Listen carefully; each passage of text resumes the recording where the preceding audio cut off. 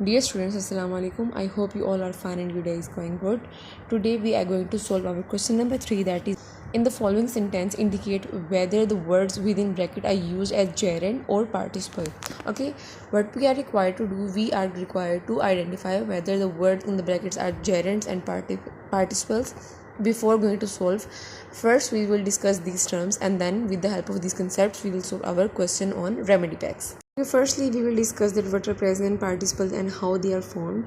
Okay, here we are having a topic about present participle. You have seen many examples of ing form of verb being used as adjectives. Okay, when we use verb with ing as adjective, and then they are known as present participles. For example, the setting sun painted the sky red.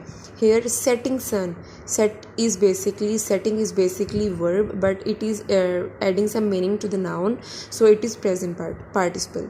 Okay, the next we are having is past participle. The past participle form of verb may end in prefixes d, ed, en, n or t. We are having these prefixes.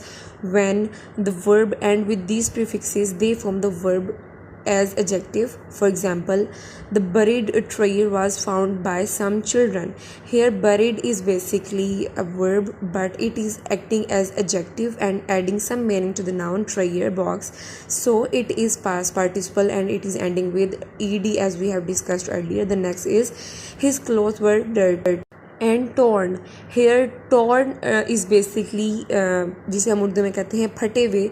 तो जब हम verb टोर के साथ N लगाएंगे prefix and में, तो वो एक बेसिकली एडजेक्टिव बन जाएगा और किस में ऐड करेगा मीनिंग, वर्ब फॉर्म में. Next we have gerund. Gerund are basically the ing form of verb, may also be used as noun. Okay, these are also known as verbal noun. When we change the category of verb into noun by adding ing at the end of verb, it becomes gerund.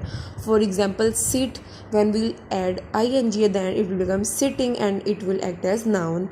And the most important thing is it act as a subject as well. For example, reading is a good habit. We used to use this word read as verb, but when we add ing at the end, it will become noun and the category will be changed. Now we will solve our question number 3. Okay, we will identify either these words in the bracket are gerund or participles. Okay, the first sentence is the frozen dish was difficult to cook.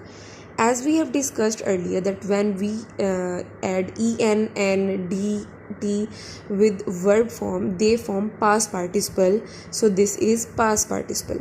Okay, running is good for health. As we have discussed earlier, when we change the category of verb into noun by adding ing, it act as gerund, so running is good for health is gerund. Okay, the next is breaking dogs seldom bites. Here this is also gerund, because here verb is acting as noun and we have added ing at the end of bark and it become noun. Okay, next we have it was very interesting book. Okay, as we have discussed earlier, when we add adjectives with ing and at the end of verb, it become present participle, so this is present participle, as interesting is adjective and it is adding meaning to the book. The next we have I read a horrifying story today.